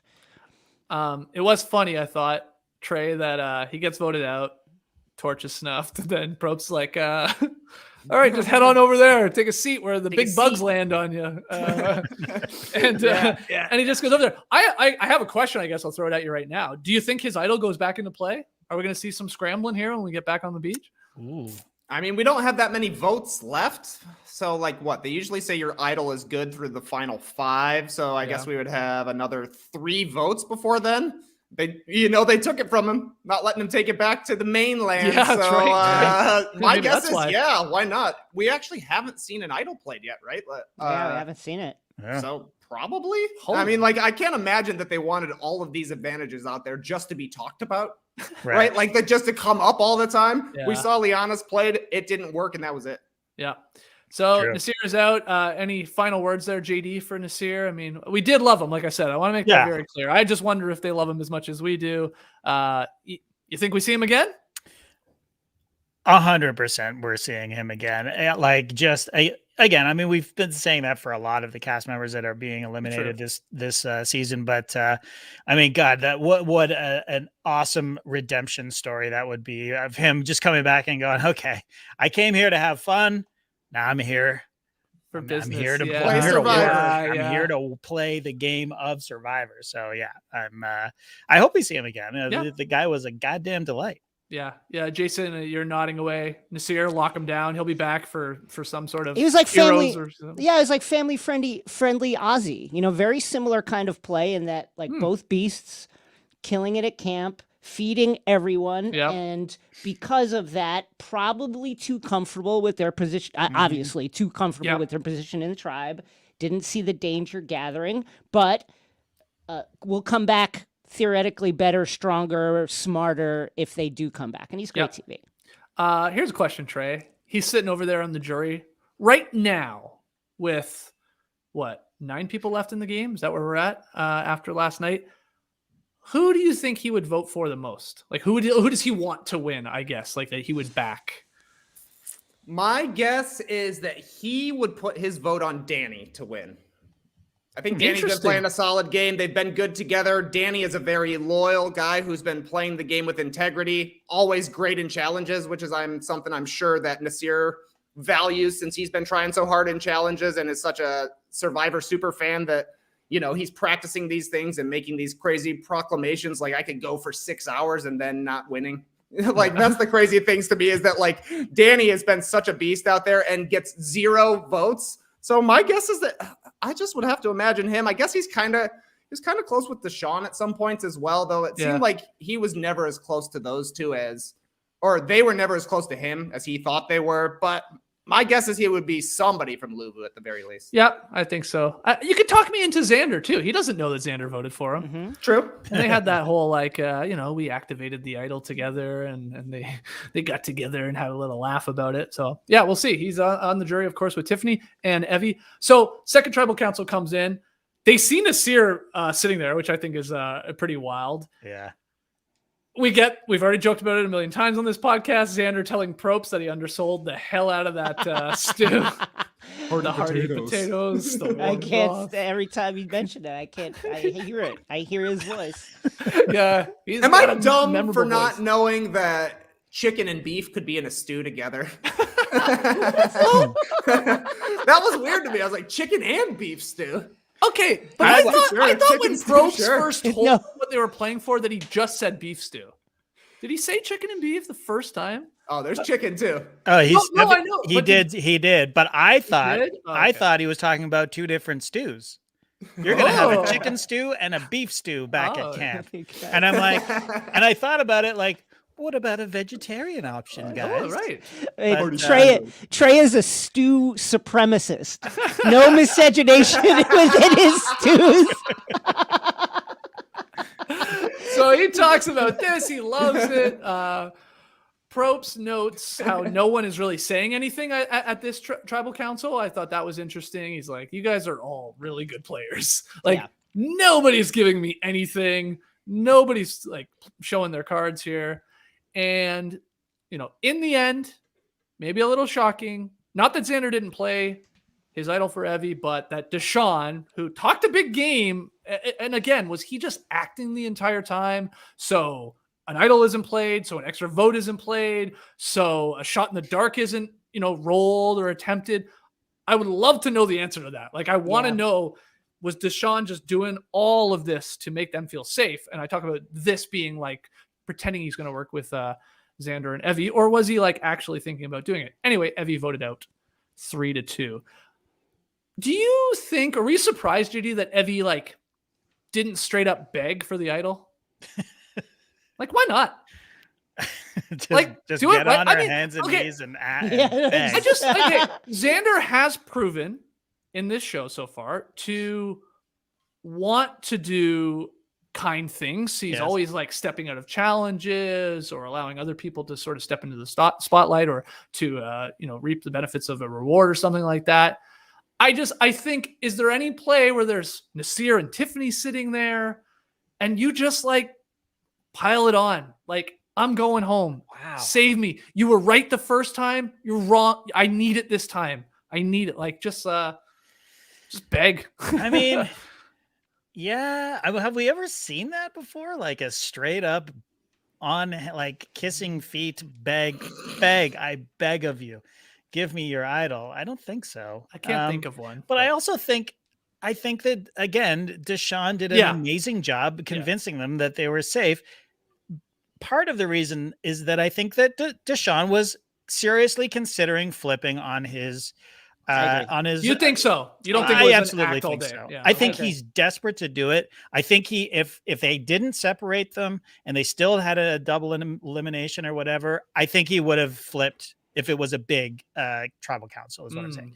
Okay. So, and it just seems like, I mean, the preview for next week is just like a goddamn showdown between Shan and Deshawn, and, Ricard is at the center of it, but really it's about Shan and Deshawn. Yeah. And this guy's been desperate to shake it up and, quote unquote, play the game of Survivor, which means turn on your alliance and make the big move that puts you in the record books or puts you in the Survivor lexicon, Yeah. I agree. Can I ask, I'd love to ask the crew here, what do we think of the 5-5 double elim split when they do this? Because clearly the idea is we've got like a dominant alliance. They're running the table. We got to break them up.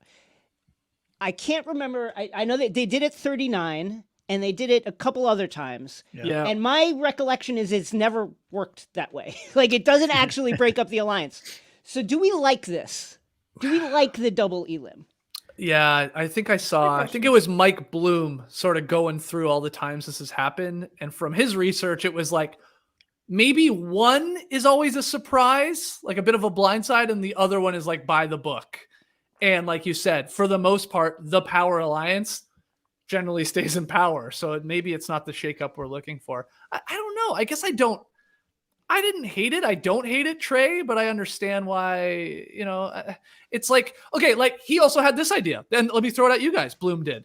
Instead of just drawing for rocks and it being just complete chance, couldn't there be something where when you're doing like a challenge where it's like you drop off in order, that you could alternate like finishers? And now he worries like, is that too complicated? But that would add a really cool element to people being up on something like they were, on this little ledge and then their hands over their heads and they're hurting. But like the order that they're dropping off is actually making these teams crazy wrinkle to it. I think they should try it one time.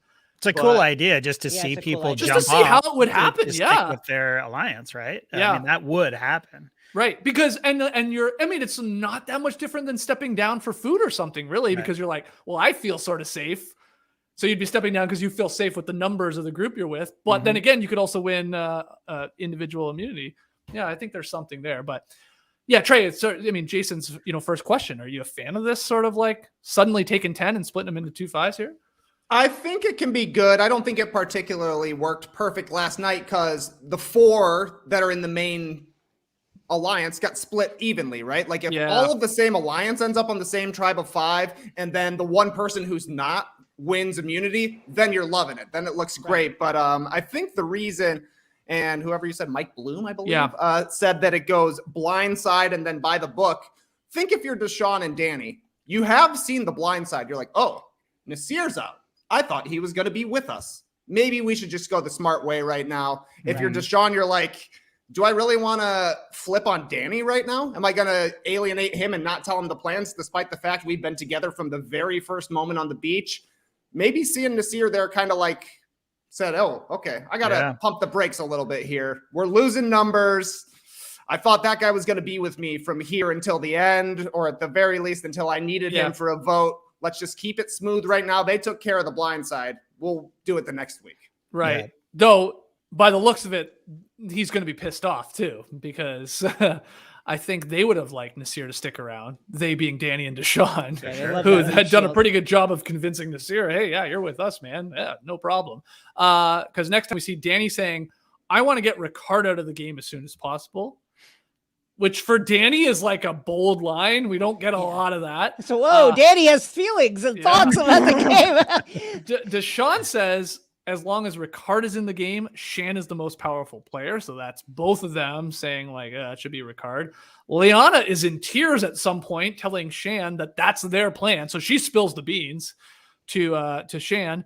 Deshawn seems to deny it when Ricard confronts him. He's not buying it.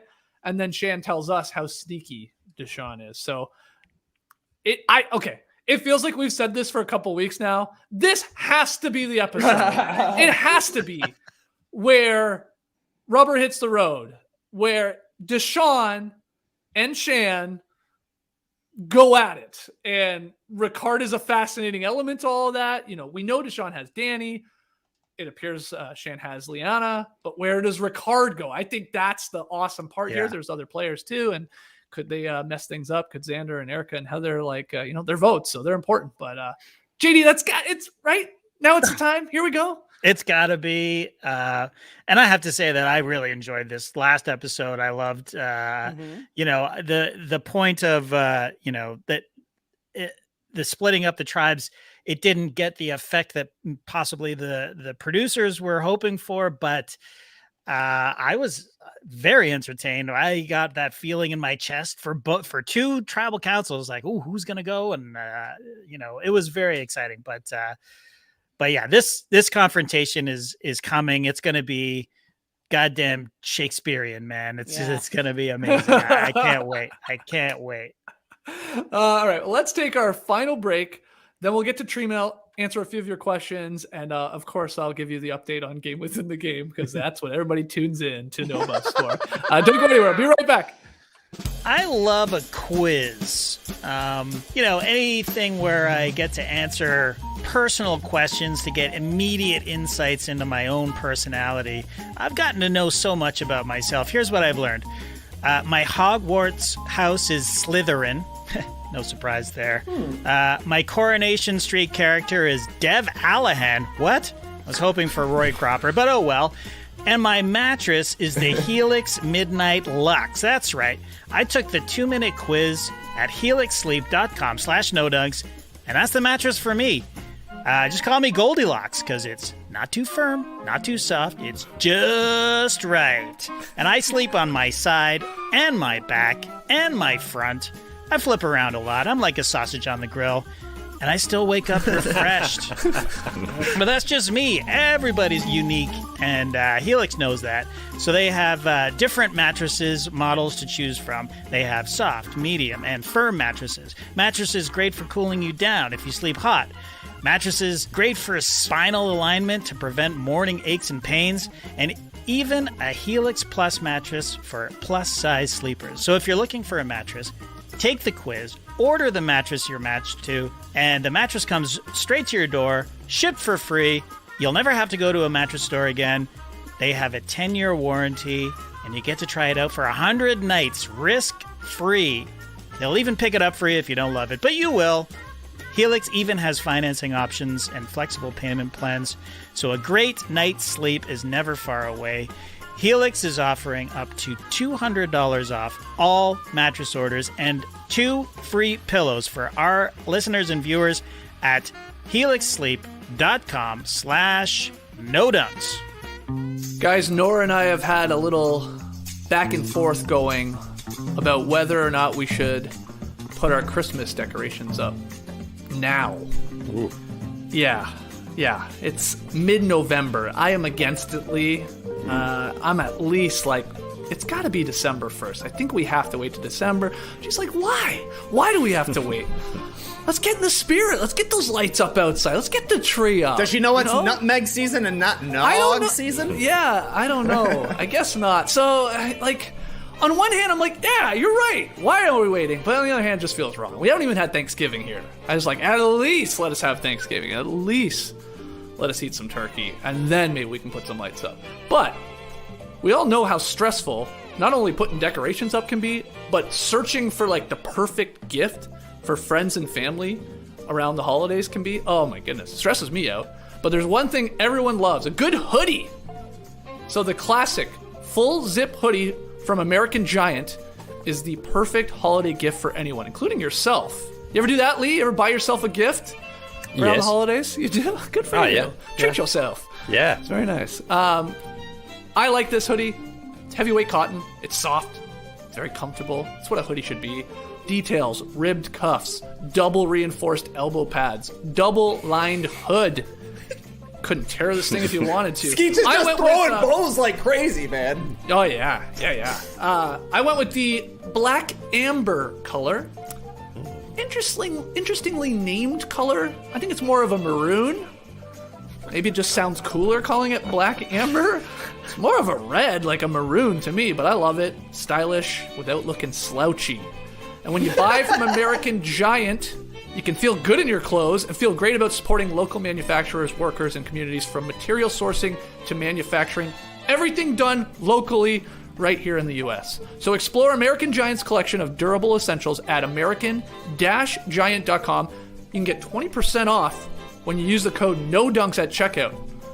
That's 20% off at american-giant.com.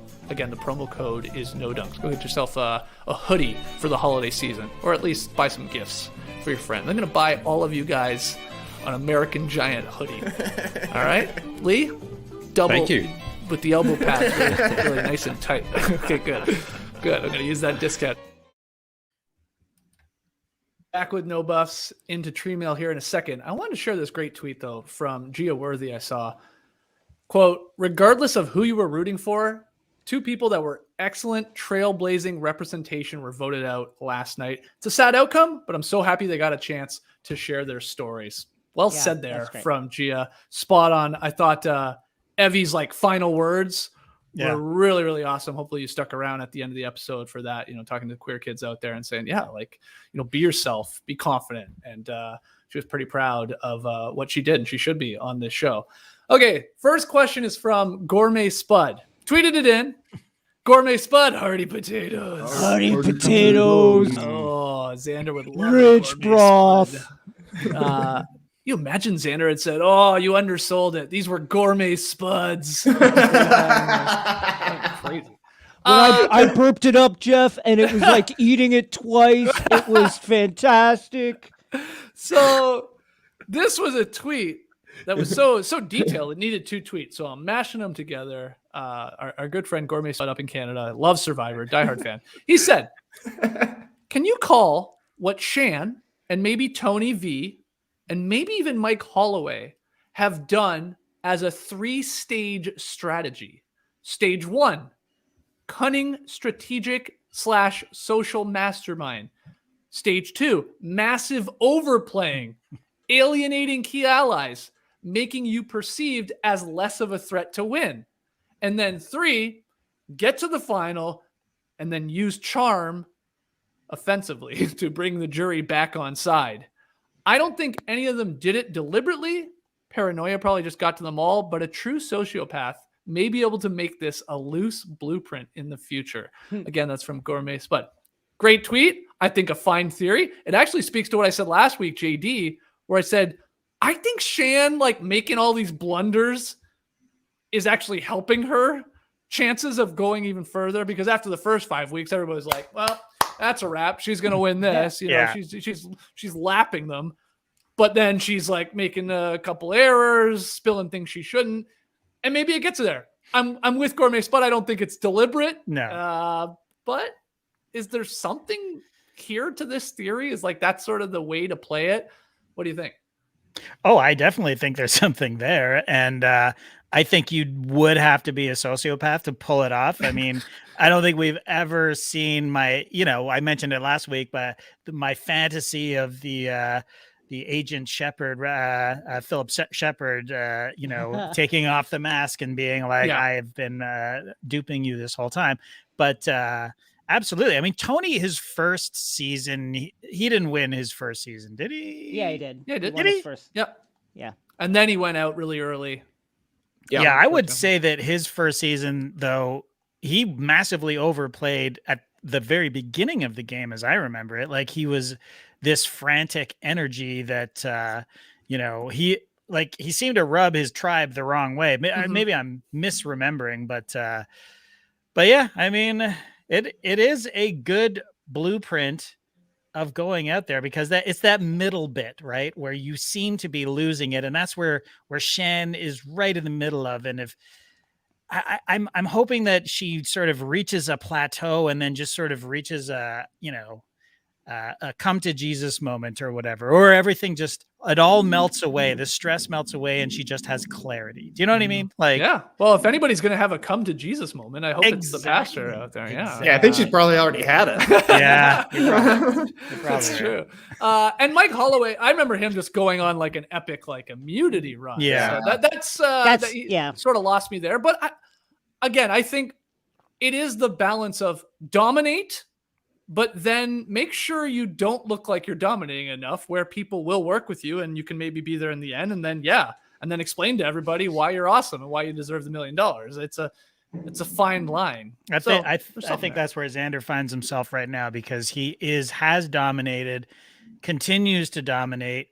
And that's one of the reasons he didn't play his idol for Evie, is because he knows as soon as he loses that idol and he loses immunity, he's gone. I mean, he is a massive, probably the biggest threat in the game right now, I think.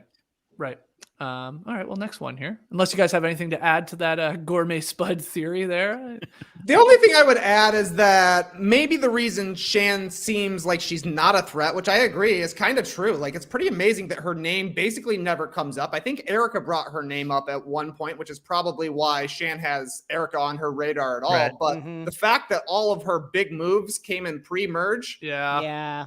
Right? Like, It's tough. Nobody else out there really knows about that, except for Ricard, who's going to try and take credit for the exact same moves when it comes time to it, which is why they need to get at it.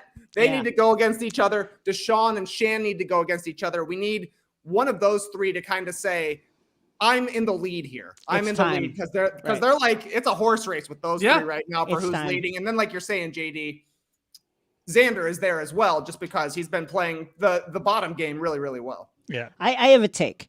Okay. I think that Liana is maybe the worst post-merge Survivor player of the last 10 years. Whoa. I think she is horrendous and is here because she is Shan's number, and like if Shan smiles, Liana will smile. If Shan cries, Liana will cry. I mean, like a 0 in challenges. Strategy, get out Xander. That's it. Like one of them. That's it. That's the strategy is get out Xander. Big play, 0 plays. Like I would argue right now, Heather has a better resume than Liana because she she helped blindside Naseer. Yeah. She does have that. So like I am so confused by her. She's like bringing nothing. She's like she could flip the game at also at any time. She's right there in this really interesting middle area where everybody considers her, Shan's puppet or Shan's number one ally, but also like they're not looking at her. And it's like you feel like just reach out and grab it, try because you have no path to victory. Yeah, this way. She brings nothing. Yeah, I was on the Survivor Reddit today, and they do like their post-show voting, and I couldn't believe when I saw people calling Liana a goat. But then I was like, Liana became a goat. When did that happen? Yeah. She was good pre-merge as well. She was doing well in challenges, but honestly, as soon as Xander faked her with the handmade idol, it's been all downhill since then. Right. Well, that was a gut punch, right? Like, I mean, it's for a person her age and just to be thinking you're so close to getting your revenge for whatever it is that she wants revenge for. His stupid face. His face. I know. But yeah, I think I agree with you, Jason. Certainly for me personally, I was so high on Liana at the beginning of the game, and now she's like I just want her gone, basically, because the Xander thing is just. Being so laser focused on that is just. I mean, when she asked for the idol, that was unbelievable. Oh, it was awesome. You just got it. You got to tip. So what you guys are saying, if you're looking at the numbers, you basically are saying there are 3 goats left. Heather, Liana, I'm with you. I think she's in that group, and Erica, at least to them, at least how they think. Right. And the rest are wolves. It's like That's a lot of goats still. I mean, this goes to Rob's point of like, some of you like wolves got to get rid of these goats because they're going to be taking your spot. And maybe that's Shan's thinking with Heather or an Erica. I mean, she keeps spinning it like they're masterminds, but that could be just her reasoning to get rid of them because she's like, they're going to be there. People want to go to the end with them. And that's a spot that they could be taking mine. So, and then Danny's fascinated too. Is this the no buffs? Is this our position as a show? Liana is now a goat? Oh, 100%. She's a goat. She's a goat. She's not. All right, I'm going to move her to the goat category. Hey, let me put me down for 0 votes if she's at the end for her. Okay. And then, whether she gets there, I don't know. But yeah. Okay, what if she's sitting next to Erica and Heather? And Heather? I'm dead serious. The goat final. I think she beats Erica. But I'm serious. Like, if Heather argued it correctly, I think she's got theoretically a stronger resume post-merge than Liana. Wow. Now you're talking crazy. I don't know about this. Oh, man. Well, I mean, you could still win this. Heather can still win this. Don't give up hope. You didn't do the first 10 challenges, Heather. You didn't do them. You literally sat out. Yeah, it was saving my energy. It's the counter for the home stretch. Yeah, I'm thinking. Gonna go on an immunity run. I do all my challenges when I'm sleeping, thinking up fake dreams. I mean, here's the thing with challenges also, I will say, and we've been wondering, like, why isn't anybody voting on Danny? It seems to me that the unspoken calculus of these contestants is physical doesn't matter. Yeah. Like they've It's clear- changed. It has. they've clearly, it's unspoken, but they've clearly made that formulation that we want. It's schemers. That's who we're looking for. We're looking for people who are thinking the game, who are strategizing, who are off having conversations. If you're out here beasting challenges, who cares? Like we're not that threatened by you. Yep. I think you're right. All right, our next question here, we'll get a couple more in. Man, I always sit down and I think, this is going to be the No Buffs episode that's like an hour long. We'll keep it tight. In and out, get our points, boom. And then we just start talking, man, things flow. It's so much fun. So one more here from Brandon. I guess we sort of already talked about it, but did Xander blow it not using his idol on Evie? He saw that the group of 4 was on the beach, which really was 5, and it was a guaranteed way to break him up, especially since Naseer was gone already too when he came to Tribal Council. That is a good point. There was a chance to flip the game. JD, again, we've touched on it. Yeah, Brandon, it's a fair point, and I'll admit I was sitting there going, play it for Evie, play it, break it up. But then he is in such a vulnerable spot, and Evie has even said that when he offered to give away his idol for her a couple of episodes ago, she's like, I don't think I would do it for him. I mean, true. So I think she understood what was happening. I think that they got duped by Deshawn. And and if you're Xander and you've got immunity around your neck, you've got immunity in your pocket, you're good for 2 more nights at least. And Deshawn has convinced you that I'm flipping it. I'm going to go against my alliance. Then I don't know. I think he did the right thing. Ultimately, we discussed it already, but hindsight 2020, Brandon. I mean, I wanted him to play it. I did want my emotions were saying, play it because I wanted to see Evie go further. But for Xander, I think it was a good move. I would like to do this just like a thought experiment here, because we keep thinking, maybe next week it is the Shan versus Deshawn showdown. Let's build the teams. All right. Okay. I want to know. Okay. Danny, he's with Deshawn over Shan. Okay. So Deshawn's got I think one. it depends how it shakes out. Okay. I'm not, okay. I think, yes, I lean that way. Right. But I think that there's a realm where it goes the other way, where Shan gets to him and is like, but this. To Danny? Yeah. No way. He's been wanting to get women out this entire time. That is fair. It's a good point. point. That is true. It's a good point. And he's played a very loyal game. It'd be weird for him to turn on that. Okay, so let's put him with Deshawn. Erica. Is Erica team Deshawn or is she team Shan? If they are going to come to blows here at the final 9. My guess is she's team Deshawn. I would agree with that. They were Luvu together. Erica has thrown out Shan as a possibility. I think that's more likely. Okay. Good point. Putting 2 over here. Heather.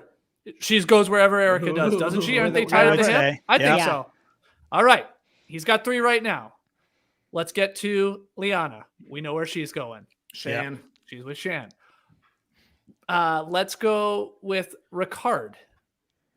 This is, maybe Deshawn. You really think so? Wow. Yeah. I think Shan's gone next week. I agree. I think that if Ricard sees which way the wind is blowing, he will go. He's been waiting to do it. He knows it's got to happen at some point, and I think if the opportunity is there, I think he does. Okay, let's throw him there. And how many does that leave? Who am I forgetting? We got Xander. Xander. Oof. I think he's Deshawn. Okay, whole point of this little exercise is it's starting to stack up against possibly Shannon. That's what Trey is saying. If they are going to split it up here, and let's get who do you got and who do I got? I'm with you. I don't know if I agree with all of those ones we were moving around there, but I think the numbers veer. Now she has an extra vote. Well, so does Xander, and then Idol's come into play. So, well, the extra vote is gone. Well, right. Go ahead. Well, the extra vote is gone. Right, her extra vote. Not Xander's. Right. Good point. Okay, I guess so hold on. Even if you give her Ricard, it's still Deshawn. Now, things can go a lot of ways. I think that the cut of the edit of the next week on scenes maybe could burnish this theory in the sense that it does seem to like put the onus on Deshawn. Like, oh, Deshawn's under threat. People are Right. whispering about him. That would be Right. a good and pretty traditional Survivor fake out in the Yep. next week on. Yep. I mean, the other part of this is like, this final five's like, screw it. Let's just go to the end with each other. Yeah. I mean, and it actually goes to the idea of like, nobody's a goat. There are no goats here in our 5. Liana, No we think goats. is. We do. Right. Yeah. You know, she doesn't think that, of course, and maybe they don't look at her the same way. Well, maybe they do. I don't know. But okay, at least 4 of the 5 are, a pretty strong player. Danny is the wild card. I can't figure out. We talked about it last week, so we can sort of move on from that. I can't figure him out. I can't decide how people feel about him. Is he a threat? Could he win this thing? He's super well liked, I think. I don't know. Absolutely. Yeah. He's super well liked and he does what he's told. And doesn't after this episode, I don't think he's all that interested in strategizing himself. I think he's happy to go, Deshawn, just tell me what to do and I'll do it. I mean, that was just the impression I got with the Evie thing. And I think that frustrates Deshawn to no end. I think Deshawn wants to flip the game on his head, and I'm here for it. We will see. Before we go, Rebus puzzle, JD, if you want to chuck it up there. Hey, look. Oh, wait, did I even put it into It's the not thing? there. It's No, not I there. forgot to put it My up. bad. Anyway, it was final 3. The game right? within the game is not in the game. I forgot to put the Rebus puzzle up. It's my Hold on. bad. Maybe I can find it. No, it's my bad. I thought I had it. It was final 3. That was the actual little puzzle there. I got it. It took me a little bit. It was like I got final, and then there was a tree. And I was like, I just had to get to 3. I thought that was a bit of a reach. I'm trying to like think of what a Rebus would be for final. Like a fly minus an L. No, it was weird. It was fruit minus root. The eye, the nail. Fruit minus But like, am I wrong for thinking like it took me a second to get? I mean, of course it's Survivor, and that's a saying, final 3. But like, final tree, like final tree. It's like anyway. There's no That's like a get weak rid of Rebus. the H here or add an H, I guess I should say. Anyway, that's it. New word. I already showed you. It is lead. All right, another 3-letter word. What does it all mean? Who knows? But here's the part that you really tune in for. Propes, his little strategy test. He says, guys, late in the season, you win individual reward. You get the opportunity to bring 1, 2, maybe 3 people along with you. Jason, do you bring people that are in your alliance to make sure they stay in your alliance? Or do you bring someone not in your alliance in order to maybe earn their vote and to also know they're not back at camp sort of scheming? You bring the alliance. You bring the alliance every time. I think almost 99.999% of the time, because sure, maybe you build a bridge outside your alliance, but your alliance is going to be super fucking pissed. Right. And you're going to have to manage that. You bring your alliance. Yeah. Okay. JD, you're nodding away, especially me. And these guys are starving too. And they're really going to want that food. They're going to want that stew, as we saw. Yeah, they're starving. And also, especially if you're in a 4-person alliance and you're that one person who's left behind, and something tells me that we're getting around. It's not going to be a family visit, but we're talking letters or video messages or something. You think so? I think they're going to have some sort of family connection, right? So it's not only that, it's like you're going for a picnic and we're going to get a Zoom meeting going with your loved ones at home, and you can pick 2 people to come with you. Yeah, I like it. I'm just a good call. Speculating, but it is around that time, right? Yep, we are right in usually the sweet spot of a family visit. Now, there won't be actual family visit with COVID protocols and all that, but okay. You think you're getting a letter or a video or something. Like that. Okay. All right. Well, we got a lot of predictions for next week. We're trying to figure out our schedule for next week because next week is Thanksgiving. That's right. And, that falls on a Thursday. We can't be doing it on a Thursday. My man, Trey Kirby's making a turkey. So, this guy's going to be in the kitchen all day. So there's some talks about us doing a late night Wednesday episode. All right, I'm just going to chuck it out there. Let's see what happens.